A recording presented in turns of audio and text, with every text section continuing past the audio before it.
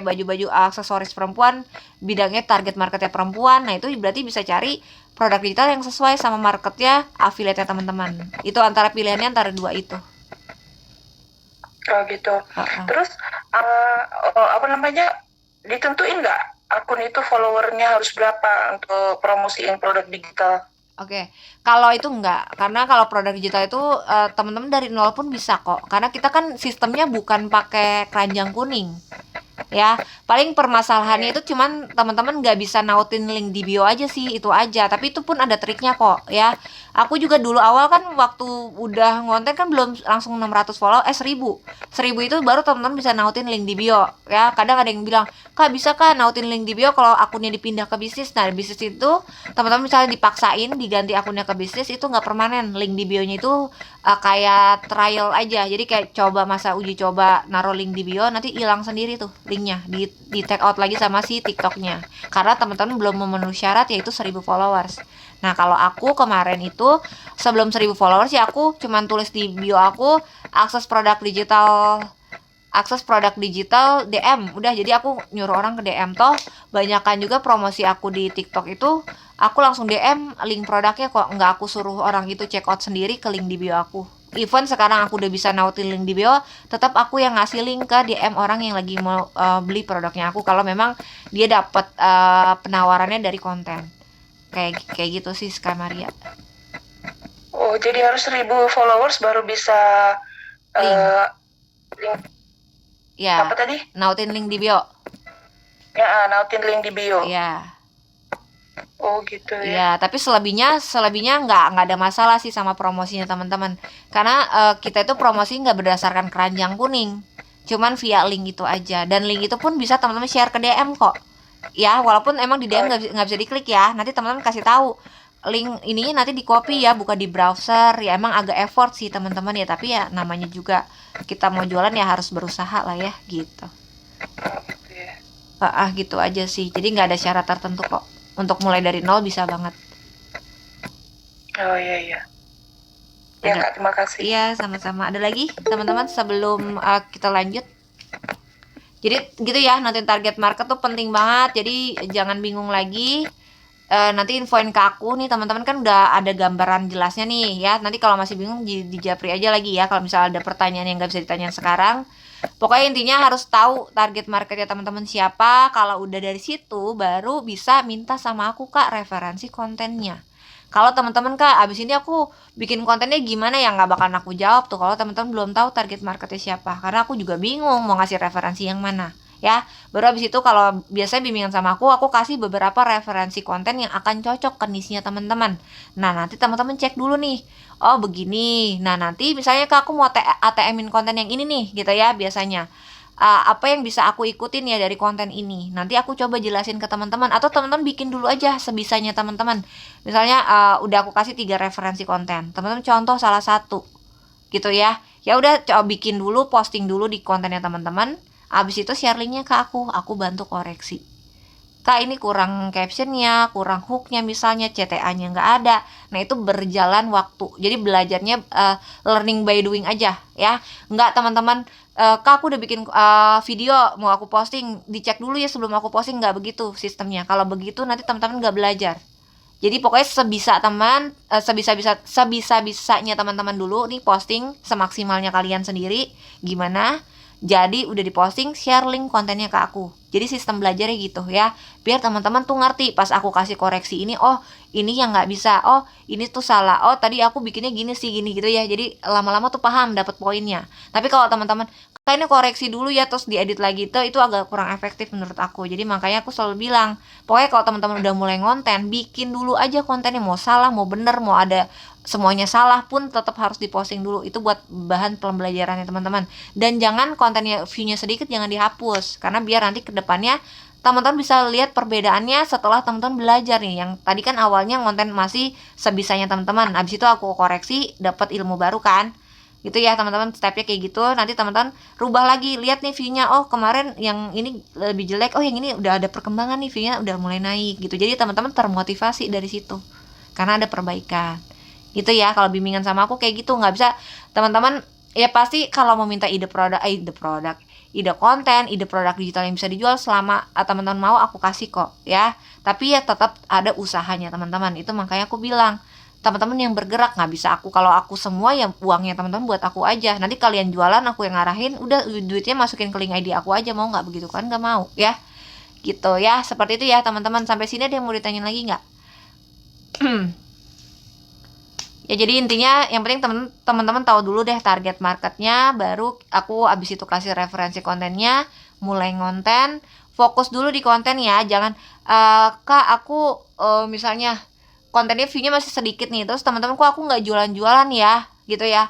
Nah padahal kontennya teman-teman aja nggak ada yang berkembang, terus nggak pernah tanya lagi ke aku setiap hari, tiba-tiba sebulan kemudian tiba-tiba cuma nanya, kak aku udah ngonten sebulan tapi nggak ada yang beli gitu ya, tiba-tiba nanya kayak gitu. Padahal nanya juga enggak ke aku, selama sebulan konten aja aku evaluasi juga enggak, pas aku cek kontennya ternyata salah semua, banyak soalnya yang kayak gitu ya. Udah kejadian beberapa kali, pas udah kayak gitu baru chat lagi ke aku, kak aku udah sebulan konten, aku nggak jualan-jualan ya. Teman-teman aja nanya ke aku juga enggak, pas aku cek ya kontennya ya asal-asalan aja, asal posting aja, sekenanya aja. Nah itu yang nggak, itu yang jangan dilakuin ya. Jadi teman-teman sistemnya pokoknya apa yang teman-teman mau sharing boleh banget, pokoknya jangan nggak enakan ya kak. Aku chat sehari misalnya terus-terusan, ya selama aku bisa balas aku balas kok. Aku juga minta maaf kalau kadang-kadang suka balasnya lama gitu ya teman-teman, tapi pasti aku usahakan Senin sampai Sabtu itu aku terus balasin chat teman-teman kok. Seperti itu. Ada lagi nggak yang mau ditanyain dulu terkait ini? Iya kak, saya mau nanya, Boleh kak Bila, gimana? ya, untuk cara kita nentuin target pasarnya gimana ya? Secara dalam kepala kita udah ada ide produk nih, yang mau dipasarin. Cuman ada pesimis nih, kalau target pasar ini laku nggak ya gitu. Jadi rencananya saya itu target pasarnya itu ibu guru yang mungkin mau bikin pajangan di kelas, jadi tinggal ngeprint via banner gitu kan, atau ngeprint via poster, jadi dia tinggal tempel di styrofoam, mungkin terserahnya dia lah. Jadi seenggaknya kita nyediain desain buat dia ngeprint. Nah terus untuk ibu-ibu mungkin yang mau bikin pajangan itu, kira-kira target pasarnya cukup berkembang nggak ya kak gitu loh. Oke. Sebenarnya gini ya teman-teman, aku tuh lebihnya kakak, Kak Bila kesibukannya apa kalau boleh tahu? Ibu rumah tangga full sih, cuman Oke, saya cukup cuman cukup banyak berperan di sekolah juga, tapi oke. bukan guru. Oh iya iya. Oke, gini. Jadi kalau misalnya mau jual produk digital itu yang lebih gampang kan, nanti kita, karena kita itu bikin konten akan nyambung kan ke produknya kita. Nah, berarti teman-teman itu sebenarnya akan lebih nyambung itu kalau sesuai background. Misalnya aku guru nih, aku mau jual produk yang dibutuhkan sama sesama guru. Nanti aku ambil POV-nya tuh sebagai guru yang memberikan solusi terhadap keresahan guru-guru lain misalnya kayak gitu. Nah, Kak Bila tuh angkat dulu nih poinnya mana yang mau lebih diutamain. Kalau ke guru ya berarti ke guru dulu aja. Jangan gabung ke ibu rumah tangga lain. Gitu. Tapi kalaupun nanti ada yang beli di luar ibu rumah tangga itu bonus. Di luar guru. Kan misal target utamanya ke guru. Kalau nanti ada yang beli misalnya ibu rumah tangga atau apa namanya, yang kerja apa bikin usaha UMKM, kemungkinan kan juga bisa tuh beli-beli kayak gitu. Nah itu bonus, tapi kita tetap harus nentuin target market awal dulu yang utama, yang spesifiknya itu satu dulu gitu. Tapi kalau kakak nanya itu bakalan laku atau enggak, ya itu balik lagi ke gimana kita ngontennya, promosinya gitu. Makanya aku suka sharing ke teman-teman itu jangan cuman jualan aja, cuman bikin konten nawarin produk. Kita harus ngasih edukasi yang relate, karena kalau produk digital ini sejauh yang aku jalanin gitu ya teman-teman, orang tuh mau beli karena percaya sama yang nawarin produknya, yang jual produknya, bukan karena produknya bagus. Itu belakangan, itu juga dilihat, tapi yang paling diutamain ini siapa yang ngejual produknya, yang menawarkan itu siapa ya. Jadi kalau teman-teman tanya produk ini ada nggak ya pasarnya, laku nggak ya gitu ya, pasti ada. Tapi balik lagi gimana nanti kita menawarkannya, cara ngebentuk target marketnya, masuk ke target marketnya seperti apa gitu ya, itu yang menentukan kita bisa jualan atau enggak gitu sih paling Kak Bila. Nanti kakak coba deh kasih tahu ya ke aku detail produknya seperti apa, aku bantu cari referensi ide untuk kontennya. Baik Ya. terima kasih kak. Iya sama-sama. Ada lagi nggak teman-teman. Sementara gitu aja ya. Jadi nanti untuk detail-detail penjelasan promosi minggu depan lagi ya. Nanti digabung sama tutorial Canva bikin buku dongeng misalnya gitu ya teman-teman. Sekarang kita tanya jawab dulu aja. Teman-teman mau tanya apa boleh seputar yang tadi aku jelasin. Kalau masih ada yang bingung nanti target market, misalnya udah punya produk tapi ada kendala apa, promosi apa, boleh sharing aja.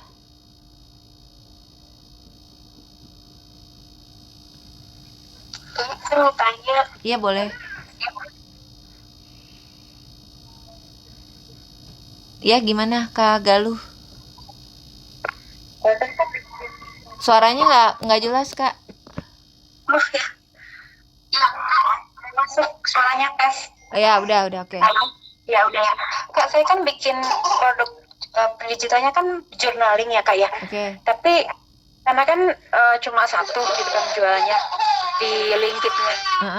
Nah itu kalau kita affiliatein produk-produk digital lain gitu gimana ya Kak? Maksudnya di satu link itu kita banyak produk gitu, tapi dari affiliate produk lain itu tuh apa ya namanya? Bikin orang bingung nggak atau gimana ya? Oke, thank you ya Kak Galuh. Tadi juga aku mau jelasin itu lupa. Nah, Kak Galuh udah ngingetin. Jadi gini, sebenarnya kalau untuk produk nih, teman-teman mau campur dengan niche yang berbeda tuh boleh. Misalnya aku fokusnya ke reseller gitu ya.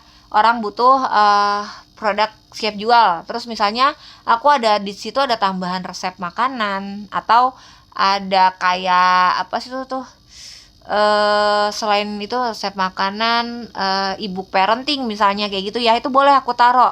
Tapi produk itu cuman aku buat tambahan di link ID-nya aku aja, nggak aku promosiin, karena kalau aku promosiin itu targetnya nggak bakalan laku ke target market aku ya. Tapi itu tidak menutup kemungkinan orang yang masuk ke link ID aku pada saat dia mau beli produk A, dia ngeliat ternyata ada produk B, C, D gitu ya, dia tertarik mau beli sekalian yang lain, itu bisa, tidak menutup kemungkinan. Jadi boleh aja teman-teman taruh produk yang dengan niche yang berbeda, tapi ya itu nggak bisa teman-teman promosiin ke konten. Atau ya rata-rata kan kita bikin konten nih karena untuk promosinya ya gitu. Jadi teman-teman nggak bisa bikin konten untuk promosiin produk yang satunya itu karena beda niche, yang ngebutuhin juga akan beda, nggak sesuai sama target marketnya kita. Tapi kalau selama itu cuma ada di etalase link ID-nya teman-teman sih nggak masalah. Tapi lebih bagus lagi supaya efektif, saran aku cari produk yang masih satu niche.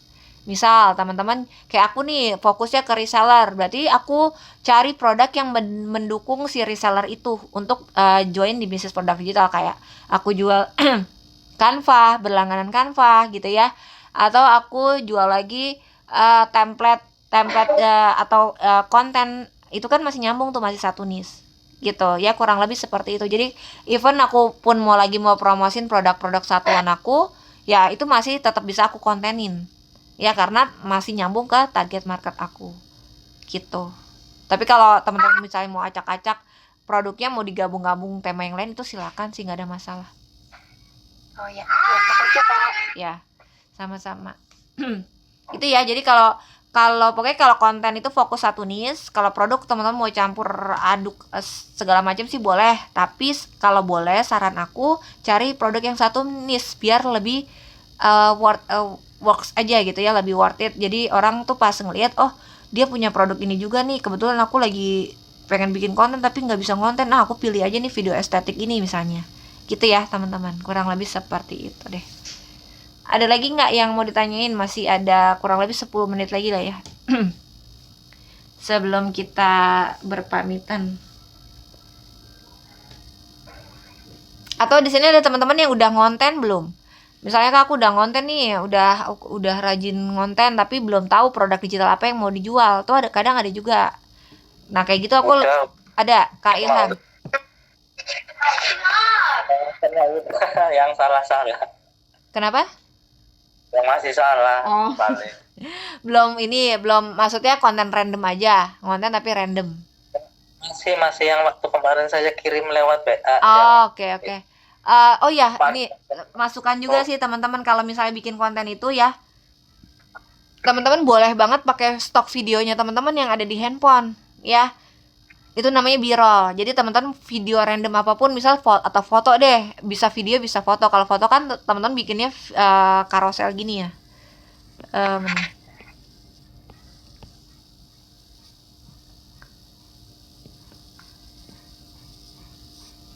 Nah, nanti teman-teman edit aja stok videonya teman di handphone ada video apa gitu ya. Tinggal kasih teks aja. Diedit kasih teks ya.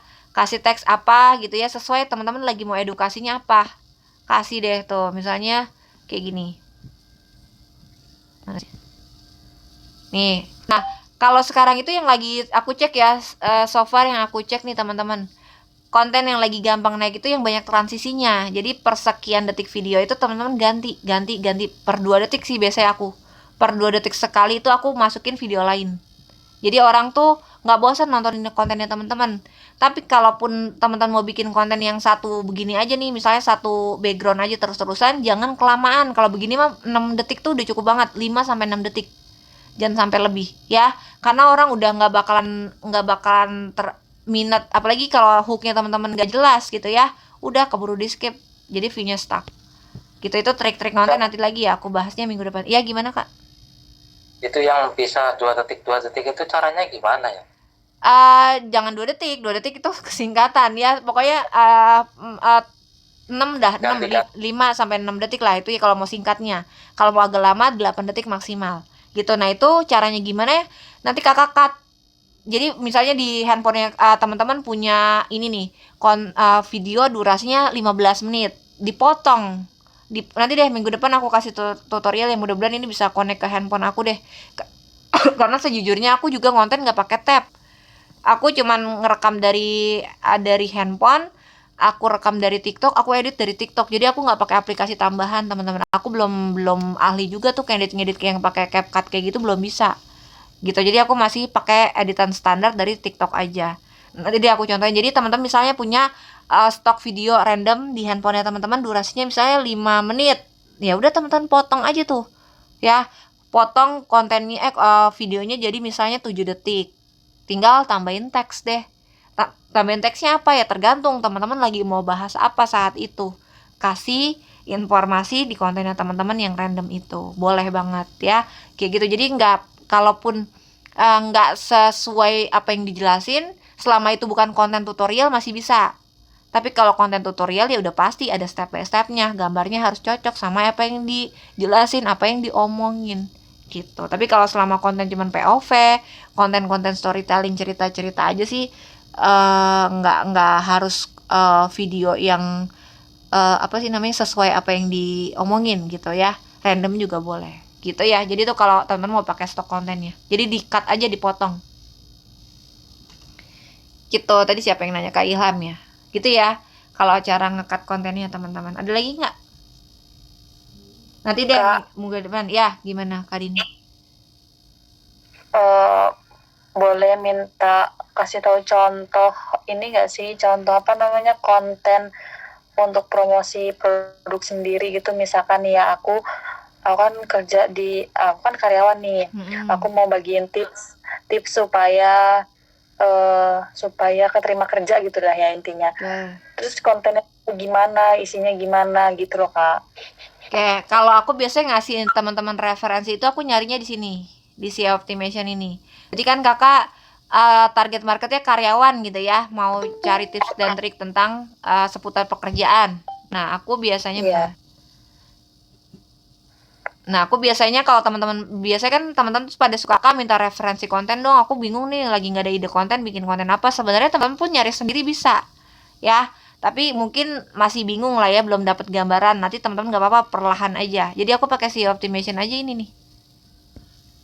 Nah tadi kakak mau kasih edukasinya tentang apa? Tips mencari kerja gitu misalnya. Iya, iya Kak, tips kan. Biasanya aku carinya atau edukasi pekerjaan, atau ya apa tuh namanya tadi, tips mencari kerja juga boleh nih ya. Ntar ya aku coba cari.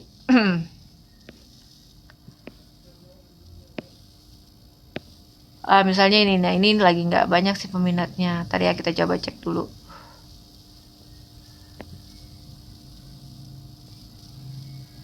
Nih misalnya kayak gini. Tuh. Nah ini nih kalau kayak gini storytelling nih teman-teman. Jadi ini kayaknya pakai voice over deh. Kok nggak ada suaranya ya?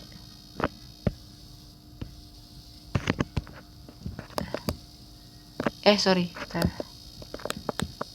Tapi teman-teman jelas ya, kelihatan ya. Jadi gitu sih aku biasanya